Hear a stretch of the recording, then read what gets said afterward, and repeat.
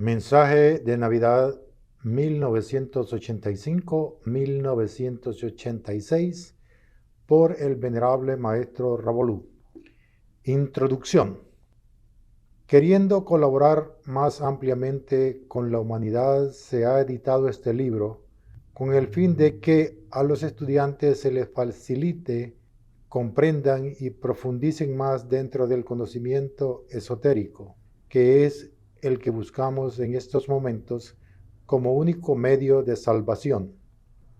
En estos instantes críticos por los cuales está pasando la humanidad, es urgente para todos los grupos esoteristas que en vez de perder el tiempo en discursos vagos al aire, miremos el trabajo que tenemos que realizar dentro de cada uno de nosotros para aprovecharlo hasta el máximo, si es que verdaderamente queremos la liberación. Joaquín Amortegui Balbuena. Capítulo 1. Ley de las octavas. Tal como son los días y las noches en el universo, en el macrocosmos, nosotros también pasamos por esos días y noches cósmicas individuales. Todo estudiante, como no tiene un punto céntrico de conciencia permanente, queda regido por las noches y días dentro de sí. Cuando termina una octava, hay que dar un shock adicional para provocar la entrada de octavas superiores y poder seguir un ritmo ascendente. Pero cuando no sucede así, entra una noche. Entonces viene la decadencia y no sabe uno si va hacia adelante o hacia atrás. Se queda estancado. Todo lo que tenga vida, todo el universo, se sostiene por las octavas ascendentes.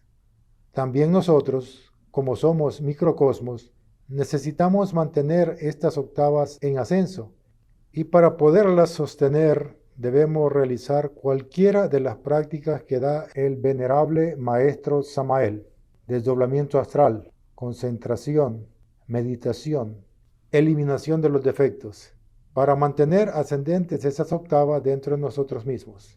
Por eso es importante la práctica, para no entrar en esas noches y estar siempre regido por octavas superiores, para que brille el sol y entre en una etapa ascendente. Todo discípulo pasa por días y noches cósmicas, días cuando hay lucidez, ánimo, vibración, noches cuando entra en decaimiento, dudas, pereza, en fin, una serie de acontecimientos que se suceden dentro de uno. Eso no quiere decir que ya sea un cascarón o un caso perdido. Son cosas que tienen que pasar en la vida del estudiante. De modo que en esos momentos es cuando se deben agudizar más las prácticas para levantar las octavas y provocar un nuevo amanecer, un cambio dentro de sí y poder vibrar a tono con la conciencia o esencia. Deben hacer las prácticas, pedir a la Madre Divina y al Padre Interno para que les ayude y verán que los resultados son favorables. Deben sentirse soldados del Cristo, sentir que esas fuerzas crísticas están en acción dentro de uno mismo.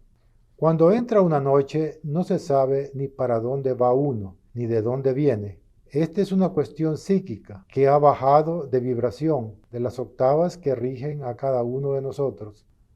Para provocar un nuevo amanecer, algo superior, lucidez, deben empezar a practicar, como les repito, la concentración, meditación, desdoblamiento astral y mucha oración al Padre y a la Madre. Verán que si salen de esa noche y tendrán experiencias que les dará ánimo para seguir adelante. No hay que desmayar un instante, hay que practicar mucho y autoobservarse. Así entrarán en una etapa muy favorable. Cuando uno entra a la enseñanza, están en vibración las octavas ascendentes.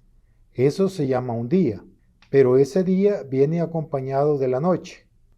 Si no se siguen las prácticas, viene entonces la oscuridad, que se llama esotéricamente noche. Pero de un momento a otro hizo una práctica, trajo un recuerdo o algo así, que le hizo revivir la enseñanza.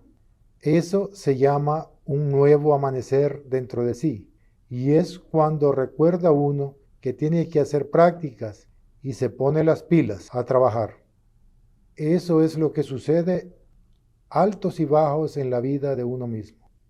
Las pausas vienen por falta de práctica, porque entran a descender ciertas notas, de modo que la persona que está practicando los 3 factores no debe tener pausas, sino que cada día es más ascendente. Las notas más agudas, entonces las pausas terminan. Pregunta, Venerable Maestro Ravulú, ¿qué tiempo dura una noche individual y qué consecuencias trae para quien la prolonga? Venerable Maestro Ravulú, acordémonos muy bien que en la parte esotérica el tiempo no existe. El tiempo lo pone uno por su actividad o inactividad. Una noche puede durarle toda la vida al discípulo, lo mismo que un amanecer, o un día puede durar horas, o puede prolongarse por el tiempo que quiera, según la actividad de la persona. Estoy hablando de horas de tiempo tridimensional, pero esotéricamente el tiempo no existe. Todas las personas que se retiran de la enseñanza siempre se retiran en una noche. Nadie que esté pasando por un día se retira de la enseñanza. Es lo contrario. Hay lucidez, hay actividad, hay ánimo. La noche trae sueño, pereza, duda. Por eso el discípulo se retira y puede tragárselo el abismo de inmediato. Pregunta. Cuando se crean los cuerpos físico solar y etérico solar, ¿la energía sexual se procesa en octava de tipo superior? Lo anterior porque el venerable maestro Samael solo habla de una segunda octava superior del cuerpo astral solar en adelante. Venerable maestro Ravulú, con cada cuerpo se gestan las octavas superiores, de lo contrario no podría ascender el fuego. Eso de que el venerable maestro Samael no haya enumerado sino del cuerpo astral en adelante, no quiere decir que los cuerpos físico y vital no tengan que hacer lo mismo. O sea, que se debe es templar la espada. Pregunta. Si todo discípulo pasa por estos días y noches, en sus comienzos usted pasó por estos altos y bajos. Venerable maestro Ravulú, no se asombren con esta afirmación, pues estoy hablando con conocimiento de causa. En los comienzos me sucedía muy continuamente esto, y sentía en carne viva la decadencia, hasta la falta de fe, de todo. Cuando entraba en una noche de estas, y lo que me servía en esos momentos para salir del paso era una obra del venerable maestro Samael, momentáneamente sentía uno de los cambios que daba, porque provocaba un nuevo amanecer, y ya seguía con ánimo otra temporada más. Es claro que como no había prácticas sino muy subjetivas, volvía otra noche a entrar y tenía que volver a apelar a una obra del venerable maestro Samael para ponerme en acción otra vez. Ahora, así como en el ser humano rigen las octavas ascendentes o descendentes, también en toda organización, para hablar más claro, más concreto, me refiero al movimiento gnóstico. Recordemos cuando fue formado el Supremo Consejo Gnóstico Ejecutivo Internacional. En aquella época era necesario, urgente, que el movimiento gnóstico se le diera una nueva organización revolucionaria para que entrara un nuevo amanecer, un día cósmico para la institución y surgiera con mucha más fuerza. En aquel tiempo no tuve apoyo de mis compañeros. Ellos se rebelaron contra la reforma que quería hacer y el movimiento sufrió la decadencia. Lo cogió la ley de entropía y todos ustedes son testigos de la ridiculez a que llegó el movimiento por falta de las reformas. Cuando en una reunión en el Summum Supremum Sanctuarium dije que el movimiento gnóstico estaba en decadencia, se me vino todo el mundo encima, hablaron pestes contra mi persona. Más adelante el mismo venerable maestro Samael lo confirmó, que el movimiento gnóstico lo estaba acogiendo la entropía, estaba en decadencia. Si nosotros en estos momentos siguiéramos esos mismos métodos ya anticuados para la época, no podríamos hacer surgir el movimiento gnóstico, jamás, porque cada vez las octavas irían decayendo, más y más, en descenso. Esta reforma, aunque se dio un poco tarde, Era necesario hacerla para que el movimiento entrara en octavas ascendentes y pudiera desenvolverse libremente por todas partes. Dentro de un lapso de tiempo habrá que hacer otras reformas, porque ya éstas no servirán. Y es la misma vida la que nos va demostrando que hay que provocar la entrada de nuevas octavas superiores para que la obra no decaiga. Pregunta: ahora, venerable maestro, ¿qué nos puede decir de las octavas a nivel de macrocosmos? Venerable maestro Revolú: así como nosotros, como el movimiento, necesitamos acción, reformas, los planetas, el cosmos, todo está regido por estas leyes de las octavas. A los planetas los sostienen grandes coros de ángeles, arcángeles, que trabajan en cadenas permanentes, sosteniendo la vida. Con sus cantos, sus mantras, hacen vibrar la vida, y esto no es más sino las octavas en vibración para que puedan existir planetas y cosmos. Capítulo 2. Evolución e involución. Pregunta: ¿podría explicar algo sobre el bien y el mal? Venerable maestro Revolú: prácticamente las dos fuerzas se desenvuelven en todo: blanco, negro, positivo, negativo, etc. Yo hice una investigación muy a fondo, por cierto. Me preguntaba por qué las jerarquías no acaban con el mal. La verdad es que no hay ningún mal. Son dos fuerzas en acción. Para que haya evolución e involución, las dos fuerzas salen del mismo absoluto. El libre albedrío forma las dos fuerzas al vomitar el absoluto la creación, todas las mónadas. Hay mónadas a las que les interesa la maestría y lucha. Son todos aquellos buscadores en las religiones, sectas, creencias, etc. Hay mónadas a las que no les interesa la maestría para nada. Nosotros calificamos aquí, en el ambiente físico, de diablo y ángel, o negativo y positivo. Y resulta que si no hubiera esas dos fuerzas, si no hubiera diablos, por ejemplo, ¿cómo podríamos probar que somos ángeles? Y si no hay ángeles, ¿cómo podríamos probar que somos diablos? Esas dos fuerzas son necesarias para entrar uno al mismo absoluto. Demonios sí hay, pero son todas aquellas mónadas a las que no les interesa llegar a la maestría. Aquellas personas que no les interesa lo espiritual son materialistas, asesinos, ladrones, etc. Nosotros les llamamos demonios, magos negros, etc. Sin embargo, si llegamos a una conclusión exacta, cuando terminen los 3000 ciclos, allá van las mónadas que no progresaron nada, regresan al absoluto como salieron. Pero, entonces, ¿qué se hizo el demonio ahí? Ahí se acabó la fuerza negativa.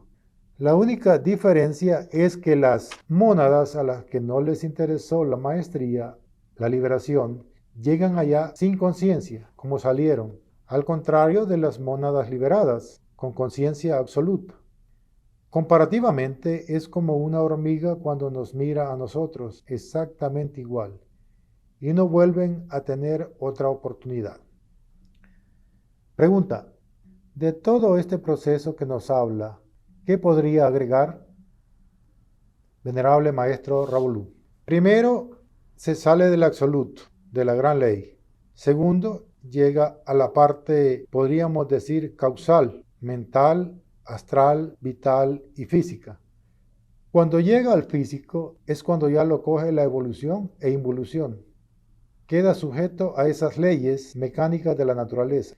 Cabe decir que no nos hagamos ilusiones de que solamente fuimos creados los humanoides, sino son creaciones enteras que vomita el absoluto. Cuando se habla de creaciones se incluyen todos los reinos.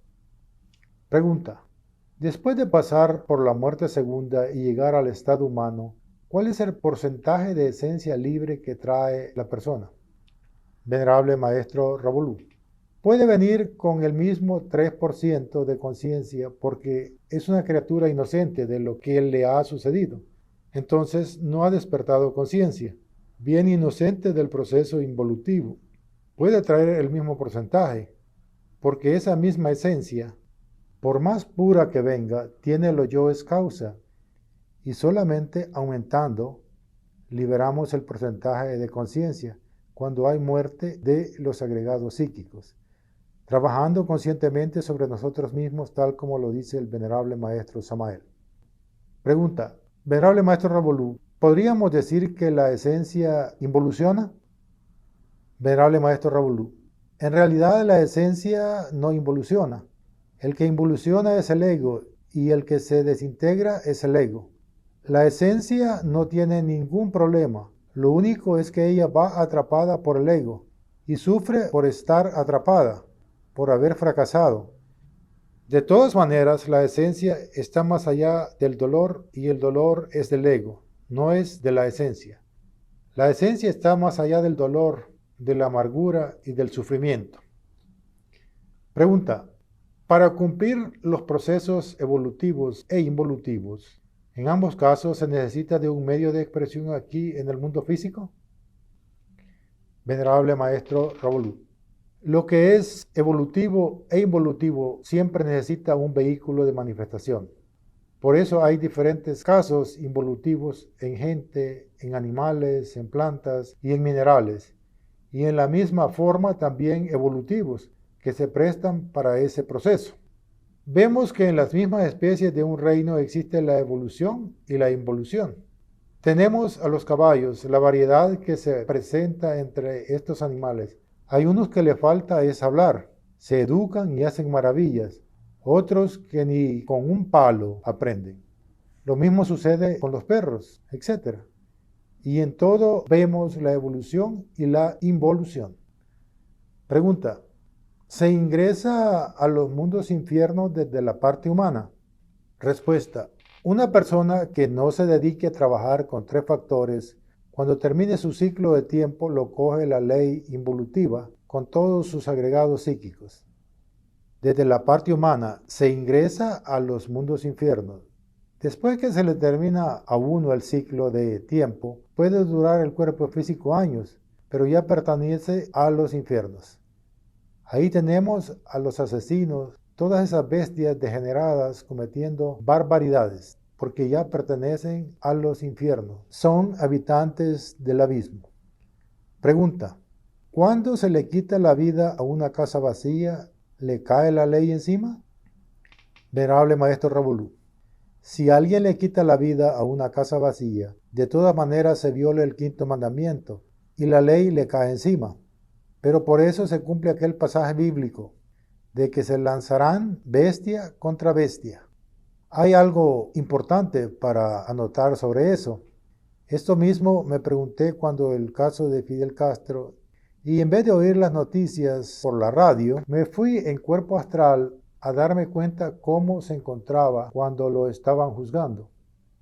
Lo tenían en sala de juicio. ¿Cuál fue mi sorpresa cuando encontré a Fidel Castro guardado por 2 grandes jerarquías de la ley? Y pregunté, ¿qué hacen ustedes aquí? O sea, custodiando un demonio. Y me dijeron muy sabiamente, ¿usted podría cumplir la misión de Fidel Castro? La respuesta mía fue, no. Entonces lo estamos guardando porque él tiene que cumplir su misión como bestia. Los demonios también cumplen misión. Pregunta, ¿qué diferencia hay entre los ateos materialistas que pagan pena en el 6º círculo dantesco y aquellos que se encuentran en el 7º? Pues así está en los libros. Si hay infierno, si hay diablo, si hay karma. Venerable maestro Ravolú. Lo real es que gran cantidad de ateos dicen que son ateos, pero por decirlo, porque lo de ellos es de palabra. Los otros casos son más graves, porque tienen cierto tipo de castigo. Aquellos que son ateos por hechos comprobados se convierten en bestias y no creen en nada ni en nadie. Van más profundo, de modo que esto es lo que pasa con estos elementos. Pregunta, ¿un alma que ya ingresó a los mundos infiernos puede ser ayudada por alguna jerarquía de la venerable Logia Blanca a ser rescatada de ahí?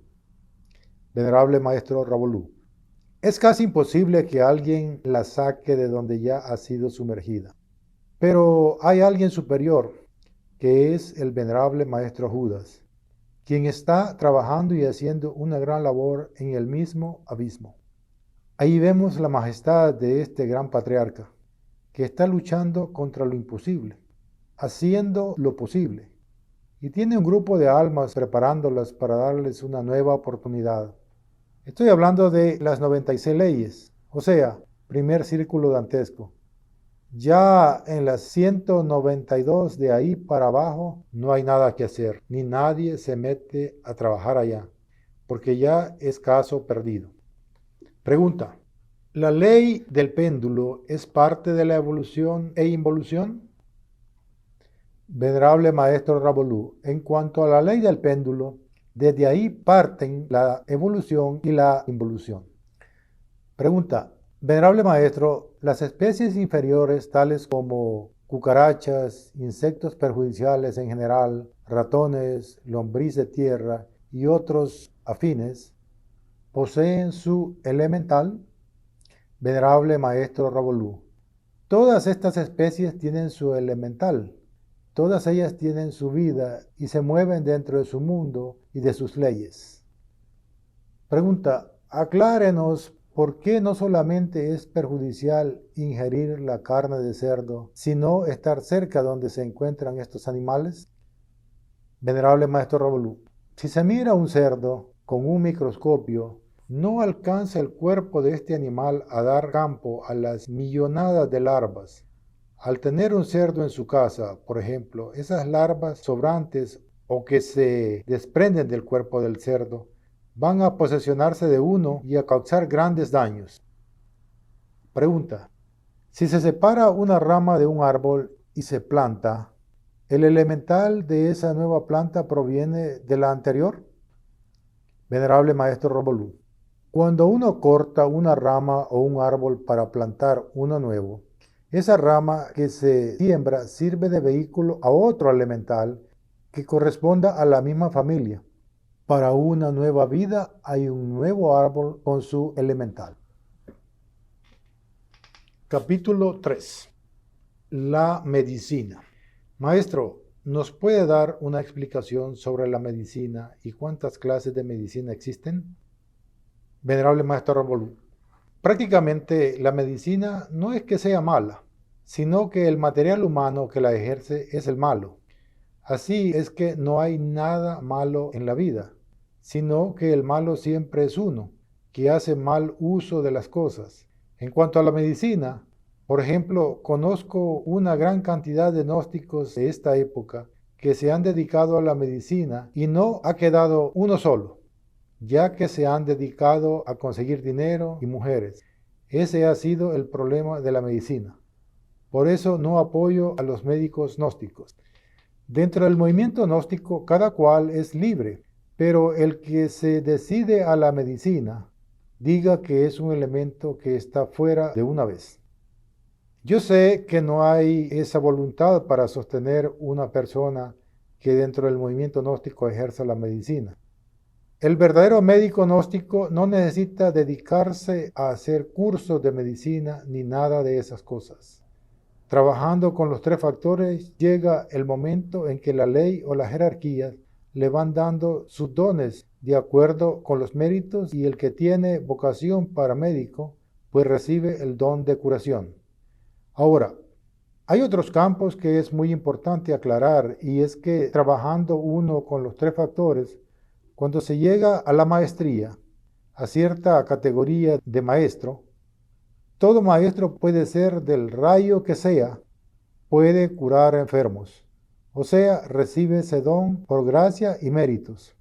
De modo, pues, que cualquier maestro puede ser un médico verdadero, sin necesidad de ponerse a hacer un curso de medicina, ni nada de esas cosas. Cuando uno se pone a ejercer un curso de medicina, duda verdaderamente de las facultades y poderes que puede recibir de acuerdo con el ascenso esotérico. Pregunta: Venerable Maestro, ¿cuántas clases de medicina hay? Bueno, referente a la medicina, no les sé decir cuántas clases hay, pero en realidad la verdadera medicina la aprende es el iniciado. Un iniciado puede curar con cualquier vaso de agua a un enfermo. Después que verdaderamente haya méritos, o sea, un maestro de cierta categoría que ya tiene sus dones. Pregunta, maestro, ¿por qué la humanidad actual padece tantas enfermedades? Venerable maestro Ravolú. La realidad, la vida que se lleva es muy desordenada y entonces, como castigo, sobrevienen también las enfermedades. Ahora, por ejemplo, fíjese usted que en el 99% de la humanidad, incluyendo los gnósticos, malgasta sus energías en tonterías. Entonces, un cuerpo deficiente, sin energías, está propenso a las enfermedades. Pregunta, venerable maestro, ¿cuál sería la mejor medicina y cuál es el verdadero médico? Venerable maestro Ravolú. La mejor medicina es cuando se trabaja con los tres factores, porque toda enfermedad le sobreviene a uno en un 99% por castigo.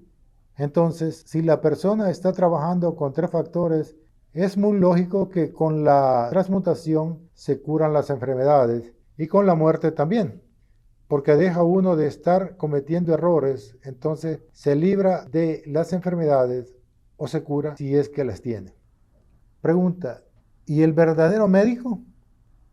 Venerable maestro Ravolú. El verdadero médico es aquel que aprende a transmutar sus propias energías. Entonces, la mejor medicina en ese campo es la misma energía de uno. Un maestro con solo ponerle la mano a un enfermo puede curarlo. ¿Por qué? Porque tiene sus energías. Un médico sin energías no vale 5 centavos, no vale nada. Estoy refiriéndome, pues, a los médicos gnósticos, no a los oficiales.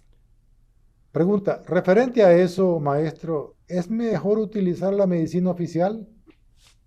Venerable maestro Ravolú, en estos campos, fíjense, uno aprende a conocer las plantas y sus méritos, como gnóstico, pero existen enfermedades que hay que andarles muy rápido, entonces se apela a la medicina oficial. Cuando se presenta verdaderamente emergencia, hablemoslo, una enfermedad que no da tiempo a curarla con plantas, pues es necesario apelar a la medicina oficial. Es que lo que mata a nosotros son los extremos, el fanatismo. No, hay enfermedades que deben tratarse con medicina oficial. Pregunta, según lo anterior, maestro, ¿quiere decir entonces que la medicina oficial pues es más efectiva que la medicina natural? Venerable maestro Ravolú, en algunos casos, la medicina natural o por medio de las plantas demora más la acción, ¿entiende? La acción sobre la enfermedad. Entonces, en esos campos se apela a la medicina oficial, que es más rápida en actuar en ciertos campos. Como les estoy diciendo, porque hay enfermedades en que se requiere apelar a inyecciones, hablemosle, porque es de emergencia.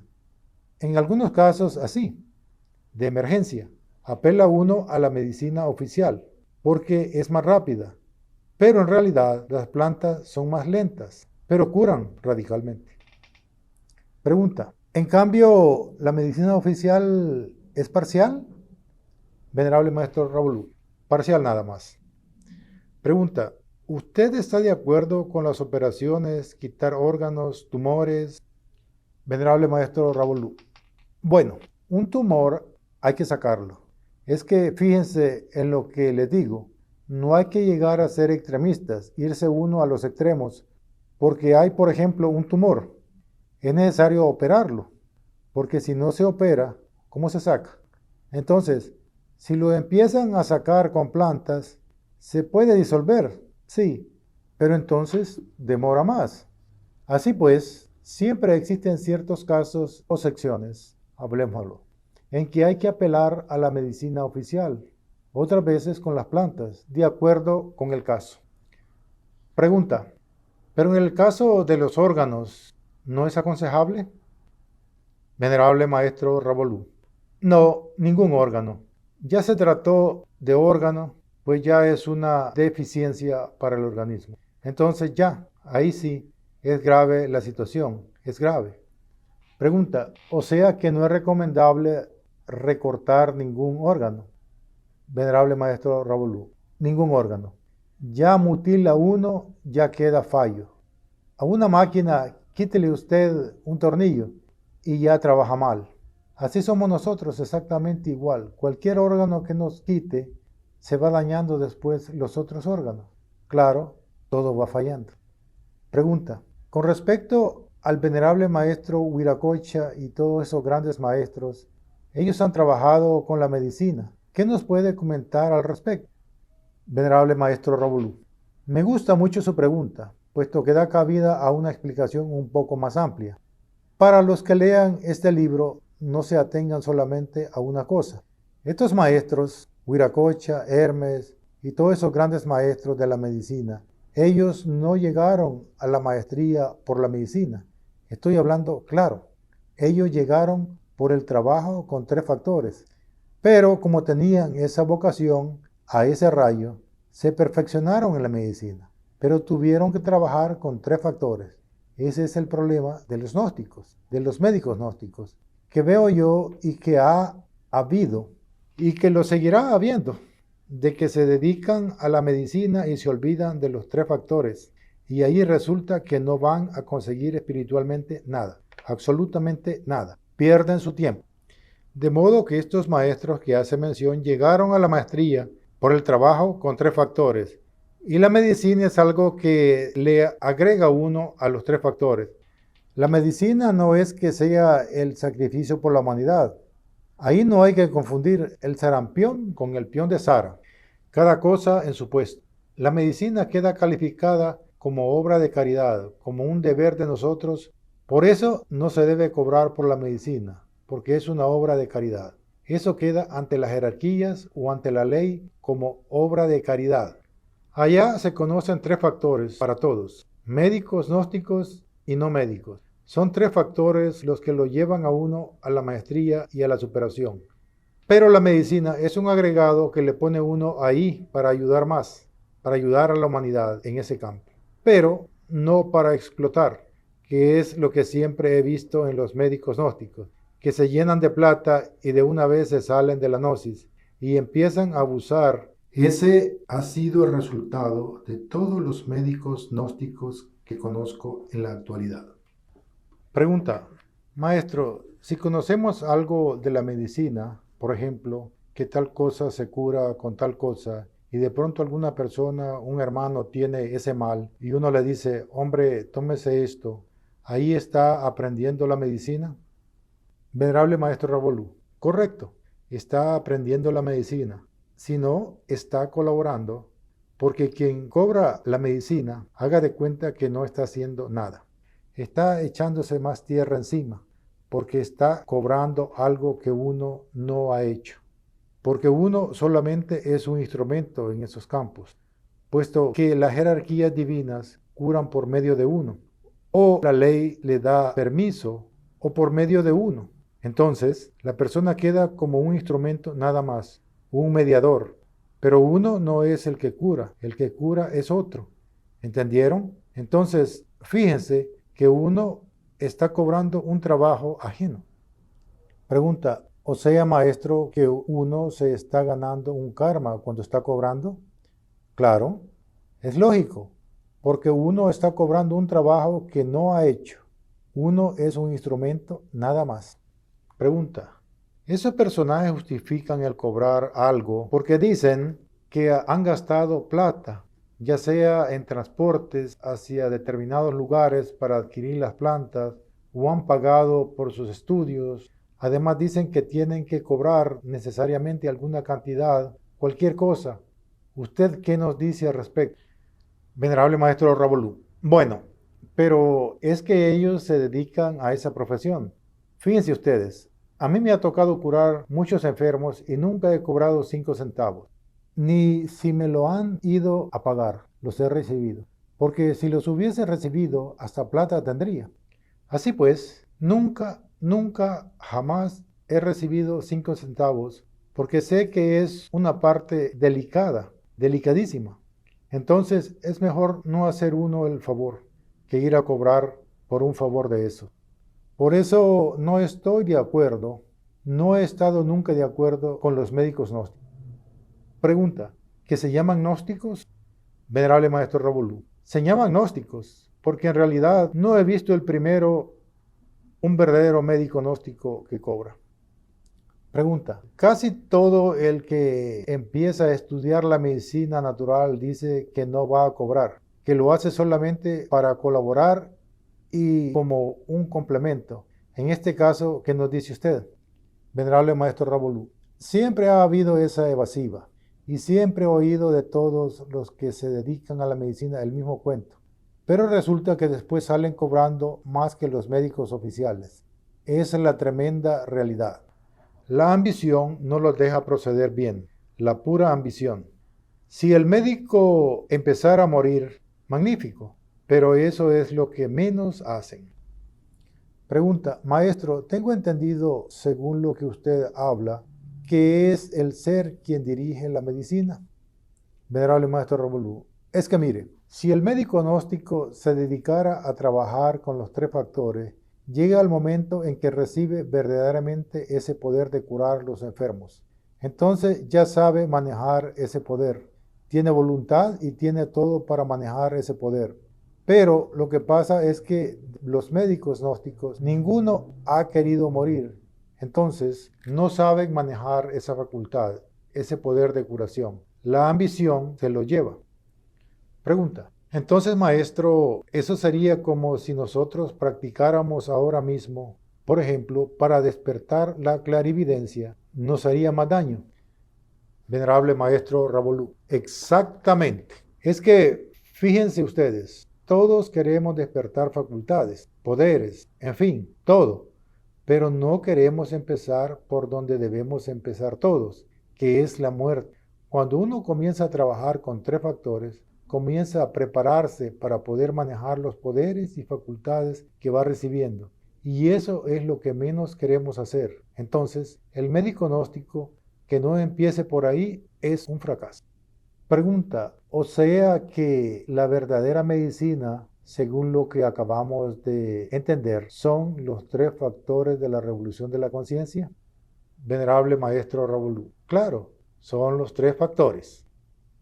Pregunta, maestro, esos caballeros que recomiendan tratamientos especiales como lavados, ayunos y demás cosas para ir preparando el cuerpo físico para después pasar a la parte espiritual, ¿qué hay de cierto en eso? Venerable Maestro Ravolú, quien recomienda los ayunos en realidad no los está haciendo. Segundo, con el ayuno no se consigue nada, sino crear más elementos psíquicos. Los lavados, en caso de una enfermedad en que la persona quiera hacerse una limpieza en el estómago, es correcto, pero no es que se vaya a poner lavados todos los días o semanas enteras y hacerse lavados, pues también a la larga perjudican. De modo, pues, que estas personas que recomiendan esto, ellos no lo están haciendo, sino nada más por lucirse, por darse ínfulas de que son médicos, cometen estas injusticias. Pregunta, ¿por qué dice usted que los ayunos crean elementos psíquicos? Venerable Maestro Ravolú, me gusta hablar con lógica. Dígame, ¿qué hace usted, por ejemplo, un día que pase sin comer? ¿Qué se le viene a la mente? Platos favoritos, en fin, miles de manjares, ¿sí o no? ¿Qué está haciendo usted con esas imágenes? Creando elementos psíquicos. El cuerpo de deseo está ahí, vivo. Entonces, eso es lo que hace uno, crear más elementos psíquicos. Pregunta, ¿fortalecer más? Venerable Maestro Ravolú, claro, fortalecer más el ego. Pregunta, o sea que la persona tendría que estar en un estado psicológico capacitado para poder afrontar eso.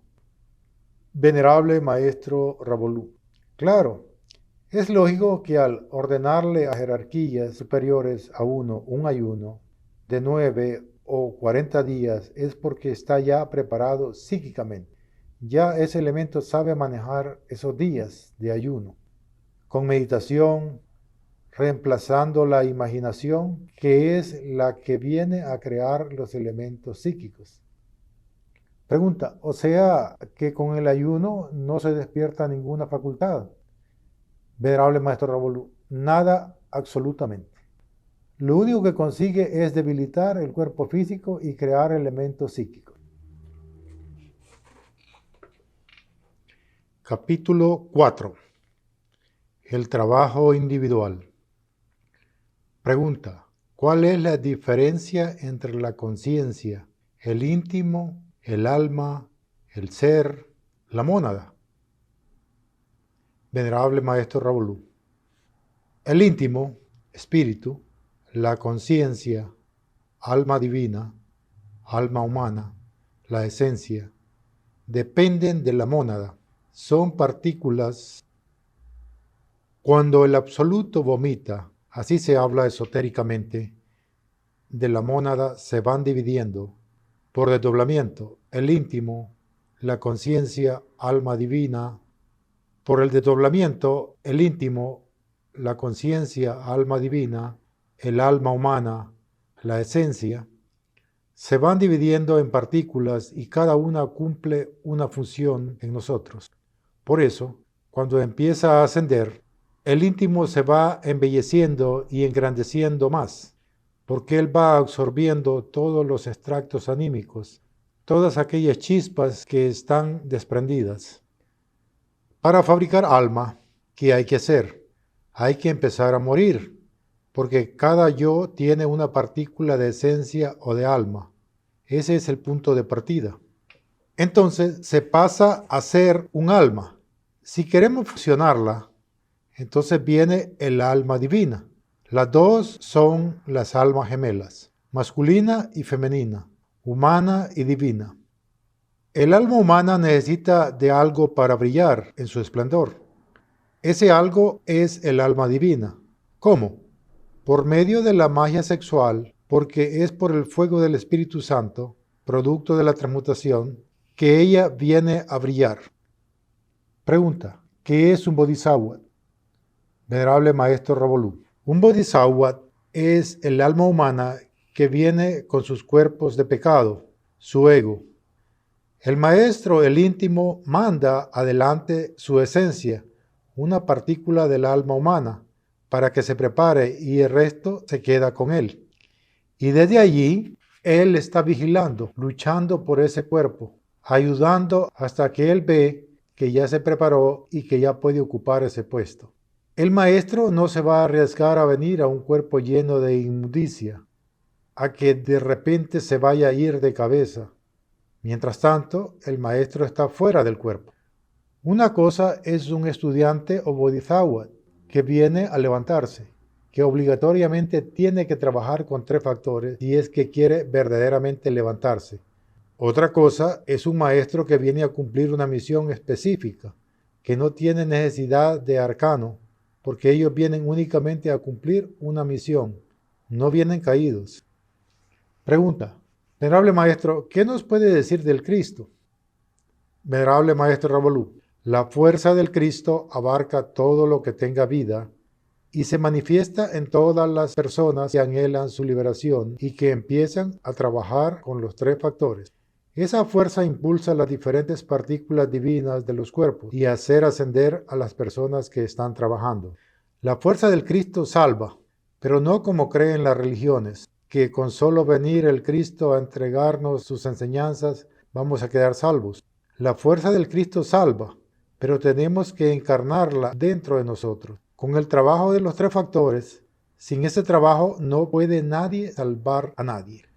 Cuando la gente se empiezan a pelear en vez de trabajar y se ponen a pelear como niños por un juguete, eso es dolor para el maestro. Cuando no se trabaja con los 3 factores, no solo se hiere a los maestros guías, sino se hiere de muerte al Cristo interno, se aleja uno de la divinidad. Pregunta: ¿podemos imaginarnos al padre y a la madre?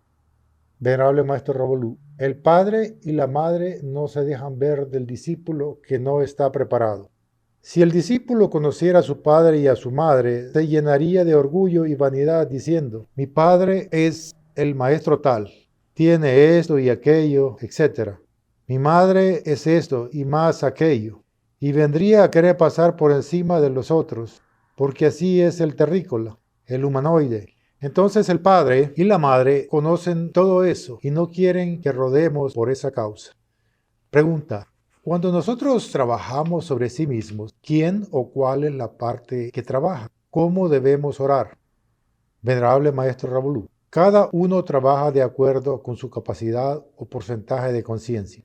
La conciencia es la que ayuda a uno a esos momentos para captar y que el trabajo siga adelante. Cuando se ora hacia adentro, hacia el corazón, dirigiéndose uno hacia el corazón y el corazón capta las fuerzas superiores. Pregunta: Maestro, y sobre las grandes crisis emocionales para poder fabricar alma, el venerable Maestro Samael dice que si no pasamos por grandes crisis emocionales, no podemos cristalizar alma. Venerable Maestro Ravolú, en realidad, fíjese que cuando nosotros empezamos a trabajar, a morir, se nos vienen encima casi todas las personas que están a nuestro alrededor y se forma verdaderamente una crisis que uno no sabe qué atender. Si el qué dirán de las gentes o el trabajo que está uno realizando. Se forma una crisis verdaderamente emocional, tanto que ahí es donde hasta el iniciado muchas veces llora. Pasa uno hasta llorar, al no tener cómo desahogarse. Es una crisis porque eso le cuesta. Esa crisis es un súper esfuerzo para que cristalice el alma, porque para lograr la muerte tiene que pasar por esa crisis. Y para fabricar alma necesitamos morir. Y esa es una crisis emocional terrible. El elemento psíquico no quiere morir. Y los demás que nos rodean, que decimos que son nuestros hermanos, tampoco quieren que uno muera. Ellos lloran, se sacuden, gimen porque uno no muera. Ese es un drama que en realidad parece como contradictorio, que los mismos hermanos gnósticos, cuando llegó el momento de que uno quiere morir o va a morir un defecto, no quieren que uno muera. Y se forma el lío más grande para no dejarlo morir. Entonces viene una crisis y esa crisis es la que cristaliza, ¿no?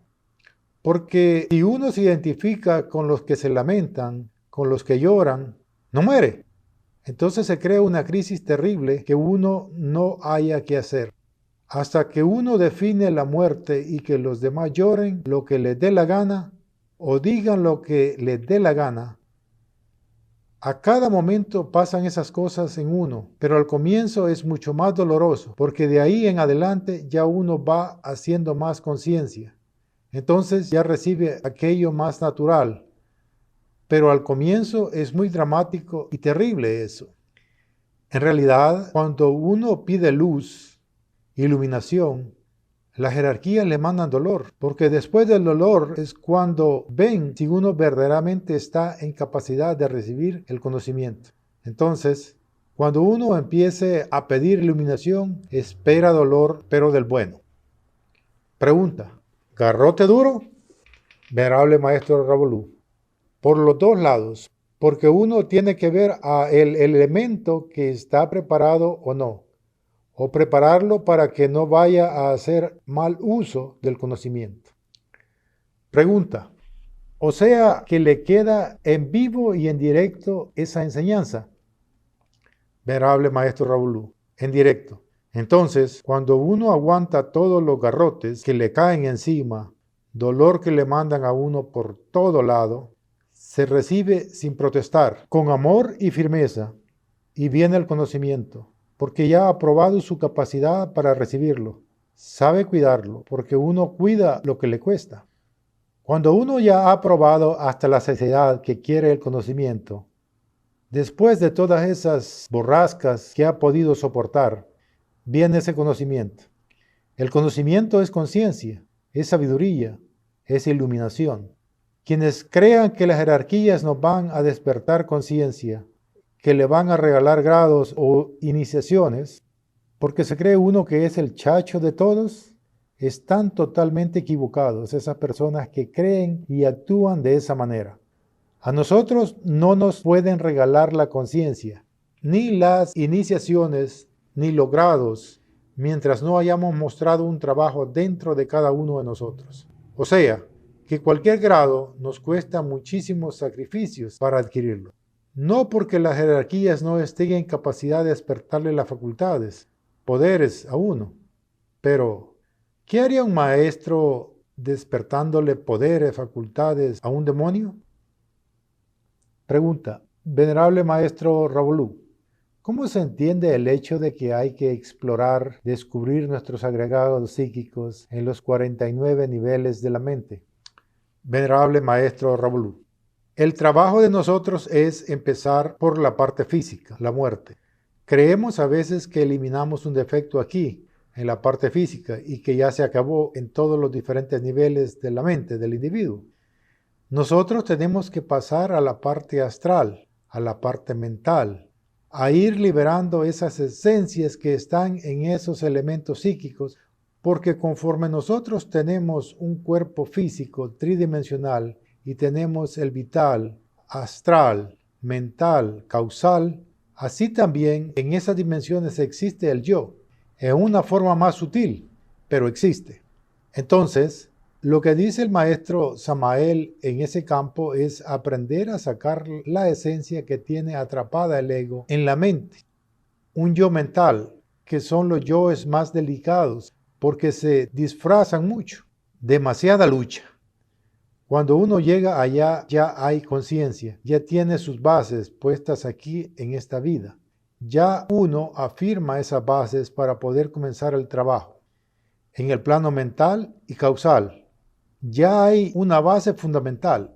Así, pues, tenemos primeramente que comenzar por las bases. Ahí es donde mucha gente se confunde cuando habla el maestro de los 49 niveles de la mente. Y la gente cree que los 49 niveles de la mente están aquí nada más. No, están en las diferentes dimensiones. Por ejemplo, ahora yo puedo estar muy consciente aquí, pero estar muy inconsciente en otro campo. A mí me ha ocurrido eso. Cabe explicar un hecho que a mí me sucedió. En cierta ocasión fui encomendado por el venerable maestro Samael y demás jerarquías para dirigir una cadena permanente aquí en el mundo tridimensional a favor de una persona que estaba en la cárcel. Y a la vez fui también comisionado en los mundos internos para vigilar, reformar el trabajo si era necesario, hasta terminar con la liberación de la persona a quien se le estaba trabajando. Resulta que una noche, muy consciente, salí de mi cuerpo a vigilar el trabajo en lo interno. Cuando entré al salón donde se estaba trabajando, miré a todos los hermanos que estaban haciendo cadena. Estaba correcto, pero a la vez miré que yo podía desintegrar totalmente ese trabajo y liberar a la persona por quien estaban trabajando. Porque analicé que con esto iba a hacer mucho bien. Liberaba a los hermanos que estaban trabajando en cadena y liberaba a la persona que estaba presa. Cuando fui a desenvainar la espada para proceder, una jerarquía me marcó el alto con la mano y con la misma mano me hizo que analizara, que pensara lo que iba a hacer. A esta señal me detuve y analicé mi actuación. Miré que iba a cometer grandes errores porque impedía que los hermanos que estaban trabajando en cadena ganaran dharma y que la persona que estaba en la cárcel también pagara su karma, porque tenía que pagar antes de salir. De modo, pues, que fíjense que iba a proceder directamente contra la ley, estando muy consciente, pero estaba inconsciente en otro nivel de la mente. Ahí ven ustedes, hermanos, cómo comete uno muchas veces errores en diferentes niveles, porque no ha rescatado uno aquel nivel de conciencia. Por eso les digo que todo es trabajando arduamente con 3 factores para poder verdaderamente escalar el camino en una forma más consciente. Los 49 niveles de la mente son un hecho, pero vamos a ver cuál es el que los ha podido lograr en estos momentos, fuera del venerable maestro Samael. Eso hay que irlo descubriendo poco a poco y por medio de la práctica. Pregunta, en Psicología Revolucionaria, el venerable maestro Samael dice que se debe revalorizar el trabajo cuando se llega al cansancio. Venerable maestro Ravolú. Bien, en realidad es una tremenda verdad la que dice el maestro ahí, porque a mí me tocó y me ha tocado fuertemente en ese campo, pues como nosotros estamos todavía sujetos a la ley de recurrencia, viene uno a repetir lo de una vida anterior y llega a la misma etapa, a la misma hora, a la misma fecha. Entonces es necesario recordar esos momentos, hacer conciencia de ese mismo hecho, ese mismo pensamiento, esa misma frase, la dijo en una vida anterior. Y lo importante es no repetirla y eliminar ese defecto por el cual quedó uno estancado o cometió un error en la anterior vida. Pregunta: venerable maestro, ¿qué sucede cuando una persona se encuentra trabajando más o menos bien y está en su última existencia? Venerable maestro Ravolú: honradamente, fíjense, he visto esto ya en el camino práctico, que cuando una persona está trabajando más o menos bien con los tres factores, porque ninguno de nosotros está trabajando bien, sino más o menos bien, y está en el último ciclo de tiempo de vida. Lo que se hace en estos casos, la mayoría de los casos, es prolongarle la vida a esa persona. O sea, que si estaba destinado a morir a los 60 años, puede dársele 80, pueden dársele 100 años, para que siga aprovechando ese cuerpo físico al máximo. En la mayoría de veces siempre se presentan esos casos así. De modo, pues, que a mí siempre me ha tocado apelar a esos casos. Cuando hay una persona que sé que está trabajando, está respondiendo y ya se llama juicio, o sea, a la desencarnación. Siempre me ha tocado apelar a ese campo y siempre he logrado conseguir con la justicia que se le prolongue la vida a esa persona hasta el máximo, para que saque el mejor provecho de su cuerpo físico. Pregunta: venerable maestro, ¿usted también queda comprometido ante la gran ley? Venerable maestro Ravolú: el compromiso es evidente ante la gran ley, puesto que yo soy un intermediario en ese momento para que se le prolongue la vida. Ya quedo ahí como un fiador. Si la persona a quien se le ha hecho ese favor no cumple en trabajar con tres factores, es inevitable que yo entregué ese trabajo ante la ley y la ley se cumple de inmediato. Pueden quitarle el cuerpo físico y perder esa oportunidad. Pregunta: venerable maestro Ravolú, ¿qué significa exactamente que hay que mover nuestro capital cósmico? Venerable maestro Ravolú: es correcto lo que dice el maestro Samael de que hay que mover el capital cósmico, pues en realidad todos estamos pagando karma. Pero si uno no mueve este capital, el karma sigue, se prolonga por más tiempo, puesto que no arregla cuentas con el tribunal. Para ello necesitamos cobrar nuestro trabajo y pagar nuestras deudas. Ahí es donde se utiliza la balanza, el dharma y el karma. Pero hay que mover.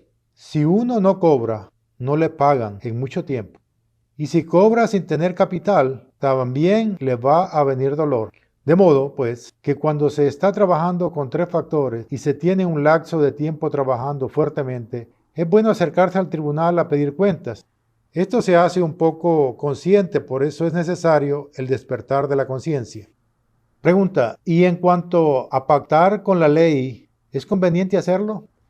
Venerable maestro Ravolú: no hay necesidad de pactar, pues un pacto con la ley es gravísimo, por lo que no cumple y los que intervengan en ese quedan comprometidos. Lo mejor es pedirle a la gran ley, implorarle una ayuda, sin comprometerse y nada más. Que la ley determine. Esto es en forma de súplica, y así no hay compromiso y pueden ser escuchados. Cuando se pide en forma de súplica, de ruego, no hay compromiso. Es una bondad de la jerarquía. Pero si uno pide y se compromete con algo, entonces debe cumplir al pie de la letra, o si no, es castigado. Pregunta: entendemos que a nuestra Madre Divina particular es a la que debemos apelar en cada momento, porque ella, según hemos entendido, tiene la última palabra ante la ley divina. Como quiera que el venerable maestro Ravolú es uno de los 42 jueces del karma, creemos que es una de las mejores autoridades para explicarnos este proceso de nuestra Madre Divina ante la ley del karma.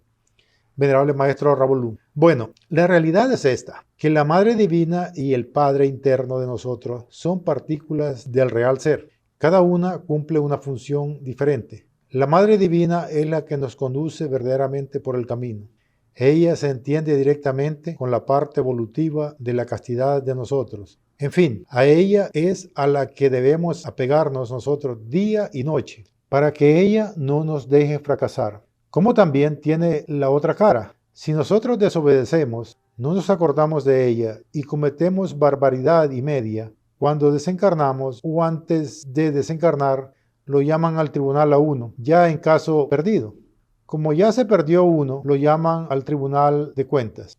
Ella se convierte en la otra cara de la Madre Divina. Lo acusa a uno por no haber obedecido, por haberse olvidado de ella. De modo, pues, que tiene las dos caras, la piedad, la caridad, el amor y también la justicia. De modo, pues, que la Madre Divina tiene esos dos aspectos. Pregunta, si el niño Cristo nace a quien, culminado la quinta iniciación de misterios mayores, escoge el camino directo, ¿en qué proceso de la obra alquímica comienza a gestarse el niño en el vientre de la Madre Divina? Venerable Maestro Ravolú. Bueno, esto provoca una explicación más amplia, para que tenga una orientación correcta. La naturaleza no da saltos. Cuando nosotros empezamos a trabajar, por ejemplo, en el camino de los misterios mayores, hablemoslo, o sea, de la primera montaña, nace, recibe el grado de maestro, pero desde el momento que encarnó uno ese íntimo dentro de uno, no va a ser el maestro con todo su esplendor, con toda su sabiduría, sino ese maestro se va expresando. Lo coge la ley del 7. Poco a poco, a medida que el iniciado va trabajando con los tres factores, ese niño o ese maestro va tomando esos vehículos. Y poco a poco el vehículo va sirviéndole al maestro de expresión, ¿no? De modo, pues, que así también pasa con el Cristo de cada uno de nosotros. Él nace y poco a poco, para eso es riguroso. Y la ley divina está encima del iniciado que coge ya el camino directo, que no lo deja descansar. Cuando se trabaja con tres factores, si uno se siente cansado y dice voy a descansar o a sentarme aquí en un momentico, le dicen circule, circule, no hay descanso. ¿Para qué? Para que ese Cristo cósmico que está en embrión y no puede expresarse por la impureza de uno, vaya uno puliendo la materia, hablemoslo, a los vehículos internos, para poder servir de expresión al íntimo. Por eso Él viene a expresarse ya, empieza a expresarse en la segunda montaña. El Cristo interno de cada uno, porque en la primera montaña no puede, porque está la materia muy impura. De modo, pues, fíjese usted que en la segunda montaña es cuando ya viene el Cristo a empezar a ocupar sus vehículos que le sirven de expresión a Él. Entonces, no es ni en la primera montaña, sino en la segunda. Él nace, sale embrión, poco a poco, en embrión, embrión, embrión. Pero, en realidad, Él viene a nacer y a expresarse ya en la segunda montaña, cuando empezó uno realmente a pulir de verdad, blanquear el latón, lo que se dice esotéricamente, blanquear el latón, para que sirvan de expresión estos vehículos al Cristo, creo que está entendido. Pregunta, Venerable Maestro Ravolú, para un mayor entendimiento de nuestra parte, le vamos a solicitar muy encarecidamente que nos indique si a partir del momento en el cual alguien despierta su Kundalini, el embrión Cristo comienza ya a desarrollarse en el aspirante a la directa. Venerable Maestro Ravolú, desde el momento en que la pareja empieza a practicar la castidad, la transmutación, que despierta su Kundalini, desde ese momento en adelante empieza el Cristo a gestarse dentro de nosotros. Pero este trabajo es muy lento, todo depende de la pareja. Lo bien que trabajen, no digamos solamente en la transmutación, sino también en la muerte, el sacrificio por la humanidad. De modo, pues, que los tres factores son muy necesarios, urgentes, deben llevar cierto equilibrio para ir abriendo paso al Cristo, para que Él pueda manifestarse ya en la segunda montaña. Ya es donde Él empieza a manifestarse totalmente y en la segunda montaña nace como niño. Ya es un niño, pero no es un niño que se va a expresar a través de sus vehículos con todo su esplendor, porque los vehículos no están preparados todavía debidamente. Hasta no fabricar sus cuerpos de oro, que son los cuerpos existenciales del ser, que sirven de expresión al Cristo íntimo de cada uno de nosotros. Miremos, por ejemplo, a mí no me cogen corto en estas preguntas. Voy a decirles, no por vanagloriarme, porque ustedes saben que a mí no me gusta ser vanidoso ni nada. Cuando yo me metí por el camino directo, esa misma noche investigué todo el camino de la directa. Recuerdo que pasaban unos 30, 40 años que yo, desde el momento en que cogí el camino directo, no volví a ver ser humano, ni ladrido de perro, ni canto de gallo. Solo totalmente. Por un camino que en realidad no era sino de espinas, abrojos, de sufrimiento. Yo recuerdo cuando me agotaba mucho, ya demasiado, siempre me aparecía un pino, un árbol de pino muy elevado, muy frondoso, muy lindo. Yo sabía que al llegar a ese pino recobraba mis fuerzas, mis energías para continuar el camino. Lloré, muchas veces llegaba a rastras, revoleándome como un gusano, pero llegaba al pino. Entonces pedía, me sentaba debajo del pino contra el tronco y me sentaba a orar. Al momento estaba otra vez rejuvenecido, otra vez apto para seguir y volvía y emprendía mi marcha. Así transcurrieron unos 30, 40 años, como les digo, cuando una noche cantó un gallo. Cosa extraña para mí, completamente extraña. Ya yo no sabía cómo cantaba un gallo, ni cómo un perro ladraba, ni nada. Cuando cantó el gallo, recuerdo que era la 1 de la mañana. A la 1 cantó el gallo, entonces yo me sorprendí. En esos momentos apareció un niño de oro en mis manos, pero vivo, vivo, un esplendor que iluminaba todo. Me traspasaba a mí la luz por todos lados. Se incorporó en mí. Entonces fue cuando yo vi y ya el planeta Tierra, que era como un juguete de niño, manejándolo como un juguete, con todo el poder del cosmos. En realidad, en carne viva viví eso, que la fuerza y la majestad está dentro del Cristo. Mientras uno no haya encarnado al Cristo, está fallo, es deficiente completamente. Y fui tan atrevido esa misma noche que después ya de verme dueño y señor de la creación, seguí mi camino porque no soy un tipo conformista, soy un tipo revolucionario y me gusta echar para adelante. Esa misma noche me metí al mismo absoluto, claro, despojado de todo, solamente el Cristo dentro de mi persona, en sus vehículos, entré al absoluto y sé lo que es la magnificencia del absoluto. Y estando allá en medio de la belleza, en medio de todo, siendo dueño y señor uno de todo, miraba hacia abajo y veía la oscuridad, las noches oscuras, este planeta oscuro, tenebroso. Y sin embargo yo estaba allá y sabía que no me podía quedar, que tenía que venirme a continuar mi trabajo. Fíjense ustedes, por eso yo puedo hablar de esoterismo, del camino directo, de todas estas cosas con puntos y comas.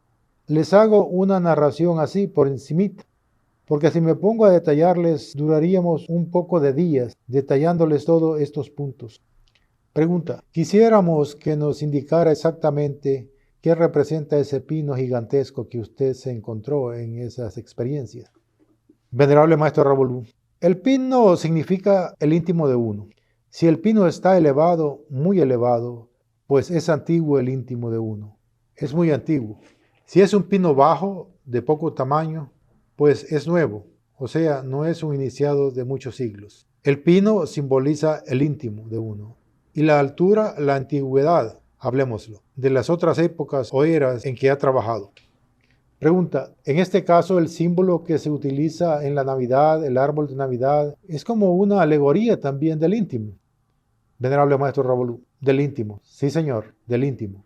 Esa es la Navidad del corazón. Pregunta, ¿esa es la verdadera Navidad del corazón? Venerable Maestro Ravolú, la verdadera Navidad del corazón es esa, cuando uno se une con su íntimo. Esa es la verdadera fiesta, esa es la verdadera Navidad del corazón. Lo que hacemos aquí es memorizar como una tradición, pero la realidad, la verdadera Navidad es cuando uno se une con su íntimo. Pregunta, sabemos que el venerable maestro Samael a fines de 1975 o a principios de 1976 dijo en México que detrás del venerable maestro Samael solo estaba el venerable maestro Ravolú y que detrás del venerable maestro Ravolú no había nadie. Le agradeceríamos que con sus propias palabras nos dijera algo al respecto. Venerable Maestro Raúl, ustedes saben que hace años atrás estaba trabajando. Ya escogí mi camino y seguí, pues, trabajando, culminando la primera montaña, que es el recorrido que hace uno primero. Recuerdo que estando en la primera montaña miraba la cima y veía al venerable Maestro Samael en forma de un niñito, con su bastón, su vestidura blanca, culminando la segunda montaña, ya casi en la cúspide. Y miraba para atrás, no había nadie. Miraba hacia arriba, el maestro, y no había nadie más ahí. Eso lo presencié yo. Recuerdo que esa noche, caminando por ese camino, que es demasiado fuerte y duro, sudaba yo frío. Miraba hacia arriba al maestro.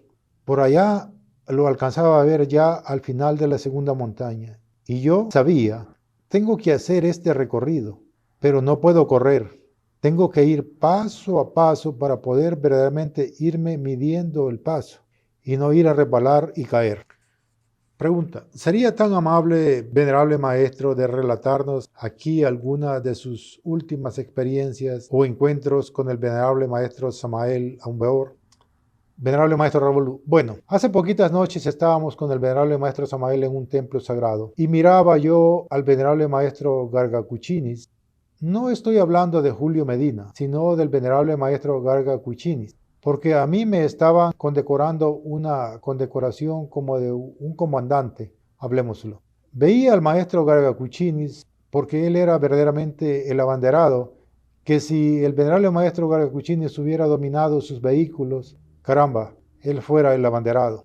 Lo veía un poco decaído, me daba a mí lástima, y el venerable Maestro Samael, con todo su rigor y otras grandes jerarquías que había ahí, me condecoraron y me pusieron la bandera de Acuario en la mano y me dijeron, la obra está en sus manos, eso es todo. Pregunta. Venerable Maestro Ravolú, en los diferentes grupos gnósticos nos han preguntado el por qué se conocen tan pocas damas cristificadas. ¿Nos podría usted decir algo al respecto? Venerable Maestro Ravolú, la realidad es que a través de la historia, como por tradición, no se ha hablado de la mujer. Muy poco se ha hablado de la mujer, pero en realidad hay muchísimas damas adeptos cristificadas que tienen cuerpos físicos de incontable edad. Conservan sus mismos cuerpos físicos, pero como por tradición nunca se ha hablado de la mujer, sino siempre del varón. Pero fíjese usted que hasta los mismos apóstoles se equivocaron con el Maestro Jesús, porque llegó el momento en que vieron que la mujer era como un estorbo, que la mujer era lunar, que negativa, un poco de cosas. Y entonces le dijeron al Maestro Jesús que por qué no quitaba a María, a la mujer, del camino. Entonces les dijo el Maestro sabiamente, dejad a María ahí, dejad a la mujer, que yo haré de ella un varón. Una mujer que se cristifica, encarna su íntimo, su Cristo interno, se cristificó. Es un varón en los mundos internos, es un gran maestro. No importa la parte femenina aquí del mundo tridimensional, pero allá es un maestro.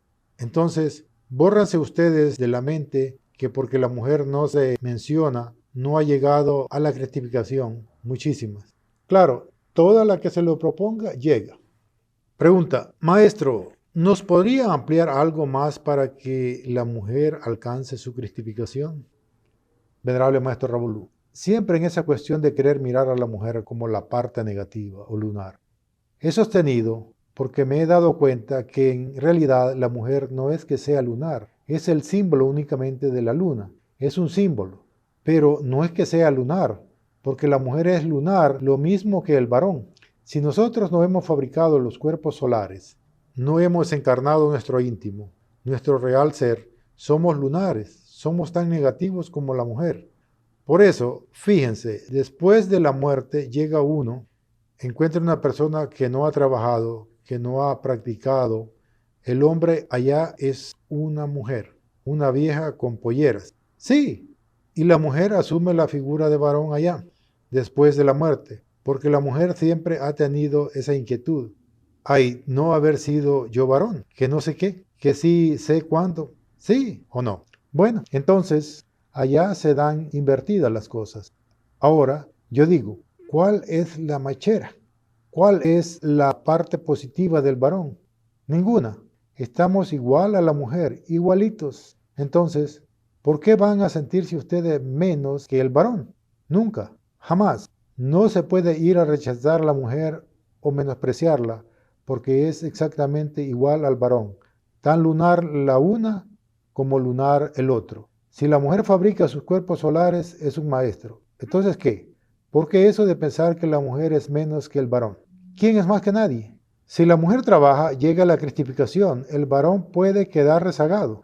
Lo mismo que el varón. Así pues, no es que se quiera eliminar la mujer, ni mucho menos. Tiene el mismo valor ante la jerarquía, la mujer y el hombre. Lo que importa ahí es el trabajo, la obra. Eso es todo lo que se refiere a la mujer. De modo, pues, que todas las mujeres gnósticas deben proponerse a trabajar fuertemente para que vean que alcanzan, igual que el varón, su liberación. Pregunta, ¿una mujer estando en la menopausia puede practicar el arcano y transmutar sus energías? ¿Cómo queda el trabajo del cónyuge? Venerable Maestro Raúl, la mujer puede transmutar después de la menopausia, pues hay veces que ha venido transmutando sus energías o trabajando en el arcano, y nunca se agota esa energía. Mientras haya energías hay que transmutar. Esa es la realidad. No engendra hijos, pero hay energías. Sí, eso es muy individual. ¿Por qué se va a estancar el compañero? Ahora, de acuerdo con el trabajo que la mujer vaya realizando, la Madre Divina interviene y no llega a ese momento, pues, de la menopausia. Pregunta, ¿es posible que una pareja que trabaja en el arcano esté ligada en el plano tridimensional, mas no estén casados en otros planos? Venerable Maestro Raúl, la mayoría de las parejas que ve uno no están casadas sino en el mundo tridimensional. En las demás dimensiones no aparecen esos matrimonios. Son matrimonios debidamente kármicos que se han efectuado por lujuria, nada más, no porque se pertenezcan esotéricamente. Pero hay algo muy importante que anotar, que cabe decir en este momento. Cualquier matrimonio puede ser verificado aquí únicamente. Pero si se ponen a trabajar con tres factores, van apareciendo en todos los planos o mundos superiores como parejas. Hay que hacerse uno aquí y ahora por medio de su trabajo. Pregunta, teniendo en cuenta esto que usted acaba de decir, volvemos a preguntarle, venerable maestro, ¿qué son las almas gemelas? Venerable maestro Raúl, las almas gemelas son las parejas que al encontrarse pueden comprenderse muy bien y realizarse. Pregunta, o sea que las almas gemelas, hablando a nivel de pareja, son un hecho. Venerable maestro Raúl, y es que es un hecho. ¿Quién lo va a discutir que no es así? Es indiscutible, es indiscutible. Es un hecho. Pero eso se lo discutía al venerable maestro Samael, ese punto. Se lo discutía ya a él por una carta que le llegó. Me parece que era de Costa Rica. Le mandaba a una persona una fotografía de una muchacha que si era el alma gemela de él para casarse. Entonces el venerable maestro Samael me pasó a mí la carta para que leyera. Me dijo, lee esa carta y dame una respuesta. Yo casi ni leí, así, medio, vi la introducción de la carta y la pregunta que le hacía a la persona. Me paré y dije, vea maestro, esto del alma gemela me cae gordo.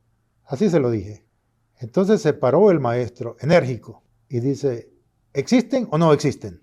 Le dije, yo no estoy discutiendo eso. Para mí existen, es un hecho. Pero ¿qué gano con encontrarme con mi alma gemela si mi alma gemela es una legión y yo soy otra legión? ¿Dos legiones podrían convivir? Entonces me dijo, no, no pueden convivir. Dije, para mí el alma gemela de verdad es un hombre y una mujer que se dediquen verdaderamente a trabajar con tres factores, a eliminar el ego. Entonces, por medio de la eliminación del ego, vienen el amor, la comprensión y la paz. ¿Es así o no es así? Me contestó el maestro. Tienes toda la razón, Joaco. Eso es así. Pregunta. Ahora, venerable maestro, ¿en qué consiste el doble opuesto? Venerable maestro Raúl, el doble opuesto es el polo contrario de un maestro, que es un demonio. Cuando el maestro da un paso a la luz, el otro lo da a las tinieblas. Mensaje de Navidad. En realidad, todo el movimiento gnóstico, o sea, los que formamos el movimiento, cada día debemos implantarnos la disciplina. el trabajo, ir acelerando más, porque la verdadera Navidad, como ya lo dije y vuelvo a repetir, es la del corazón. Cada uno tenemos que celebrar esa Navidad, pero la Navidad verdadera del corazón. Si nosotros nos proponemos todos a trabajar unidos, podremos muchos llegar a la meta. Lo lograremos porque una sola golondrina ni llueve ni hace verano. De modo, pues, que necesitamos la fuerza, y esa fuerza la tiene todo el mundo dentro de sí mismo. Todos llevamos esa fuerza, que la vamos adquiriendo a través del trabajo con los tres factores. Espero, pues, que los hermanos gnósticos, sean del país que sean, entiendan verdaderamente la necesidad de intensificar más la lucha contra nosotros mismos, porque este es el final, la guerra final, de uno contra muchos y muchos contra uno. O sea, lo que está haciendo frente en estos momentos de nosotros es la partícula divina que llevamos dentro de sí, contra las multitudes de elementos psíquicos. Esa es la guerra final. No es una guerra exterior, sino muy interior, individual de cada uno. Entonces invito, pues, a todas las personas que están dentro de este conocimiento a que nos lancemos a la guerra, verdaderamente dentro de nosotros mismos. Morimos o vencemos, pero nunca derrotados. Uno debe morir en pie de guerra, contra uno mismo. O sea, la guerra es contra nosotros, contra toda esa legión de elementos psíquicos que son los que nos detienen y son las puertas del abismo que llevamos dentro de nosotros. Hasta aquí llega el libro Mensaje de Navidad 1985-1986 por el maestro Ravolú.